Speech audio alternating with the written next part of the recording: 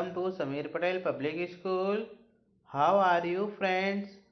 Today we see chapter 5 of 6th class सहायक वाचन कर्तव्य बोध. Watch the video from start to end. If you like the video then please like and share. आइए हम chapter 5 कर्तव्य बोध को एक्सप्लेन कर लेते हैं. ठीक है, इसमें फर्स्ट दिया गया है वह शक्ति हमें दो दयानिधे. ठीक है, वह शक्ति हमें दो दयानिधे कर्तव्य मार्ग पर डट जाए. ठीक है, कर्तव्य मार्ग पर डट जाए, पर सेवा पर उपकार में हम निज जीवन सफल बना जाए. ठीक है, एक बार श्लोक को फिर देख लीजिएगा. वह शक्ति हमें दो दयानिधे कर्तव्य मार्ग पर डटे जाए, पर सेवा पर उपकार में हम निज जीवन सफल बन जाए. ठीक है, इसका अर्थ देख लेते हैं. हम प्रतिदिन ईश्वर से यही प्रार्थना करते हैं. ठीक है, हम प्रतिदिन ईश्वर से यही प्रार्थना करते हैं.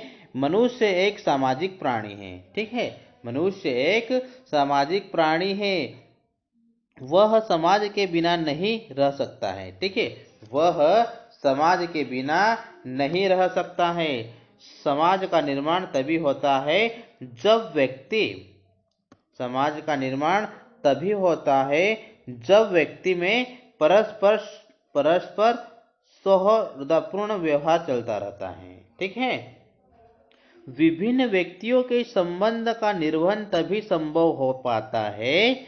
विभिन्न व्यक्तियों के संबंध का निर्वहन तभी संभव हो पाता है जब वे अपने कर्तव्य का समुचित पालन करते हैं. ठीक है, जो उनके कर्तव्य होते हैं उनका समुचित पालन करते हैं. ठीक है, जीवन में हर पल हर क्षण हर दिन हम अपने कर्तव्य का ही निर्वहन करते हैं.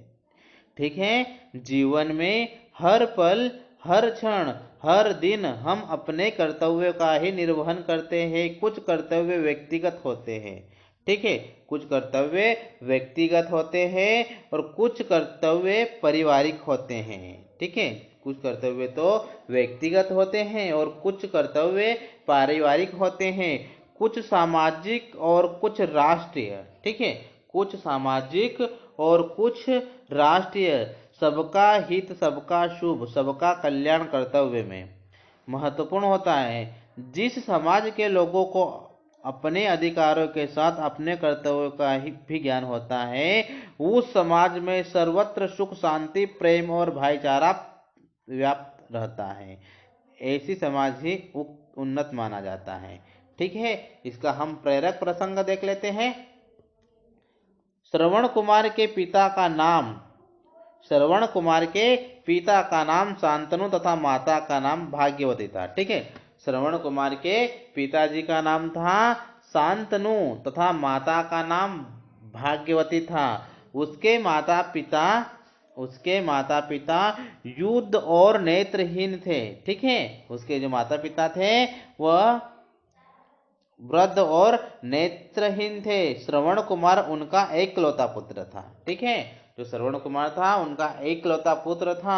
वह अपने माता पिता की बड़ी सेवा करता था. ठीक है, श्रवण कुमार अपने माता पिता की बड़ी सेवा करता था. वह उन्हें नहलाता था, कपड़े बदलता था और भोजन बनाकर खिलाता था. ठीक है, श्रवण कुमार अपने माता पिता को नहलाता था, कपड़े पहनाता था और भोजन बनाकर खिलाता था. वह हर घड़ी उनकी सेवा में ही लगा रहता था. किसी संत ने उसे बताया कि यदि अपने माता पिता को सारे तीर्थ कराकर उन तीर्थों का जल उनको आंखें से लगाए तो उनकी आंखों की ज्योति वापस आ सकती है. उसने क्या बोला कि अपने माता पिता को सारे तीर्थ कराकर उन तीर्थों का जल उनको आंखों से लगाए, उन तीर्थों का जल उनकी आंखों से लगाए तो उनकी आंखों की ज्योति वापस आ सकती है. श्रवण के सामने समस्या यही थी कि वह अपने नेत्रहीन माता पिता को तीर्थ यात्रा कैसे कराए. श्रवण के सामने प्रॉब्लम यही थी कि वह अपने नेत्रहीन माता पिता के तीर्थ यात्रा कैसे कराए. उस समय आजकल की तरह आवागमन की सुविधा तो थी ही नहीं। उसने एक भंगी कवर बनाई और एक एक पलड़े में माता पिता को बैठाकर तीर्थ यात्रा को निकल पड़ा। ठीक है। तीर्थों का भ्रमण करते हुए अपने माता पिता की आंखों को की ज्योति वापस आने को की कामना करता। पवित्र नदियों का जल उनकी आंखों में लगाता। ठीक है। पवित्र नदियों की जल उनकी आंखों में लगाता। जंगल पहाड़ नदी नाले पार करता हुआ वहां रुकता। अपने माता पिता को विश्राम कराकर ही सोता। ठीक है। अपने माता पिता को विश्राम कराकर ही सोता। अंत में वह अपने नगर वापस लौटते समय सरयू नदी के पास ठहरा। ठीक है। अंत में वह अपने नगर वापस लौटते हुए सरयू नदी के पास ठहरा। श्रवण के माता पिता ने पानी की इच्छा प्रकट की। ठीक है। जो श्रवण के माता पिता थे उन्होंने पानी की इच्छा प्रकट की। प्रातः काल का समय था। उसने नदी के पास ही अपनी कवट टिकाए और जल लेने के लिए जलपात्र लेकर चल दिया। जैसे ही श्रवण ने जल लेने की जलपात्र नदी में डुबोया, डब डब की आवाज हुई। ठीक है। तब डब डब की आवाज हुई। यह आवाज पास के जंगल में एक अखेटक ने सुनी। उसने किसी जानवर की आवाज समझकर अपना शब्दवेदी बाण चला दिया। ठीक है। उसको ऐसा लगा कि कोई जानवर है, तो उसने अपना शब्दवेदी बाण चला दिया। वह अखेटक कोई नहीं, अयोध्या के राजा दशरथ थे। ठीक है। अयोध्या के राजा दशरथ थे। वे शब्द या आहट सुनकर लक्ष्य भेदने में कुशल थे। वह बाण श्रवण कुमार को आकर लगा। ठीक है। वह जो बाण था वह श्रवण कुमार को आकर लगा। श्रवण कुमार हाय कहता हुआ वहीं बेहोश होकर गिर पड़ा। ठीक है। श्रवण कुमार हाय करता हुआ वहीं बेहोश होकर गिर पड़ा। जब राजा उस जगह पहुंचे तो उन्होंने देखा। ठीक है। जब राजा उस जगह पहुंचे तो उन्होंने देखा उनके बाण से एक लड़का घायल होकर पड़ा था। ठीक है। उनके बाण से एक लड़का घायल होकर पड़ा है। वह कराह रहा था। चोट गहरी थी। यह देखकर राजा को बड़ा दुख हुआ। ठीक है। यह देखकर राजा को बड़ा दुख हुआ। राजा ने अपने हाथ से उसके शरीर से तीर निकाला। ठीक है। राजा ने अपने हाथ से उसके शरीर से तीर निकाला। आंख टेक के बालक से उसका परिचय पूछा। बालक इतना ही नहीं कह पाया कि वह ब्राह्मण कुमार है। पास ही उसके माता पिता है। वह चक्षुहीन है, उन्हें प्यास लग रही है। कृपया इन्हें जल पिला दे। कृपया इन्हें जल पिला दे, वे मेरी प्रतीक्षा कर रहे। इतना कहकर उसने प्राण त्याग दिए। ठीक है। इतना कहकर उसने प्राण त्याग दिए। राजा दशरथ श्रवण के माता पिता के पास जल लेकर गए। ठीक है। राजा दशरथ श्रवण के माता पिता के पास जल लेकर गए। उन्हें सारी घटना बताकर जल पीने का आग्रह किया। राजा दशरथ ने उनको सारी घटना बताई और फिर जल पीने का आग्रह किया। राजा दशरथ की बात सुनकर माता पिता पुत्र मोह में व्याकुल हो गए। ठीक है। राजा दशरथ की बात सुनकर माता पिता पुत्र मोह में व्याकुल हो गए। उन्होंने दुखी मन ही से राजा को श्राप दे दिया। ठीक है। उन्होंने दुखी मन से ही राजा को श्राप दे दिया कि जिस प्रकार हम पुत्र वियोग से में अपने प्राण त्याग रहे हैं, उसी प्रकार तुम भी पुत्र वियोग में अपने प्राण त्यागोगे। राजा दशरथ ने उनसे क्षमा मांगते हुए कहा।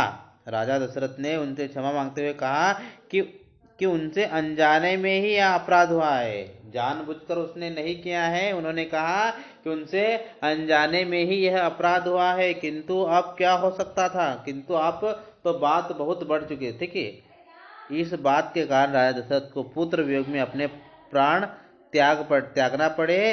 धन्य है श्रवण कुमार व धन्य है उसके माता पिता भक्ति। हमें भी अपने माता पिता की इसी प्रकार सेवा करनी चाहिए। ठीक है। हमें भी अपने माता पिता की इसी प्रकार सेवा करनी चाहिए। वकील साहब फौजदारी के मामले की अदालत में पैरवी कर रहे थे। ठीक है। वकील साहब फौजदारी के मामले में अदालत में पैरवी कर रहे थे। मामला संगीन था। उनकी थोड़ी सी असावधानी अभियुक्त को फांसी दिला सकती थी।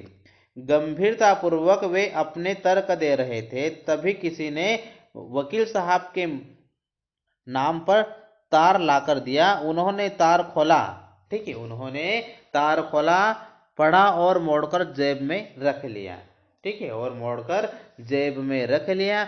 वे उसी तन्मयता से बहस करते रहे, ठीक है, वे उसी तन्मयता से बहस करते रहे। अदालत का समय समाप्त हुआ। वह उठ खड़े हुए। साथी वकीलों ने उनसे तार के बारे में पूछा तो उन्होंने बताया कि मेरी पत्नी की मृत्यु हो गई है। उसने क्या बताया कि मेरी पत्नी की मृत्यु हो गई है, उसी की सूचना थी। साथियों ने कहा इतनी बड़ी घटना घट गई और आप बहस करते रहे। साथियों ने कहा कि इतनी बड़ी घटना घट गई है और आप बहस करते रहे। उन्होंने उत्तर दिया और क्या क्या करता, वह तो चली गई, क्या अभिव्यक्ति को भी चला जाने देता। क्या उसने कहा वो तो चली गई, क्या अभिव्यक्ति को भी चला जाने देता। कर्तव्य के प्रति इतना सजग और समर्पित वकील कोई और नहीं, सरदार वल्लभ भाई पटेल थे, ठीक है। कर्तव्य के प्रति इतना सजग और समर्पित वकील कोई और नहीं बल्कि सरदार वल्लभ भाई पटेल थे, जिन्हें लौह पुरुष और सरदार की उपाधि मिली थी, ठीक है, जिन्हें लौह पुरुष और सरदार की उपाधि मिली थी, ठीक है।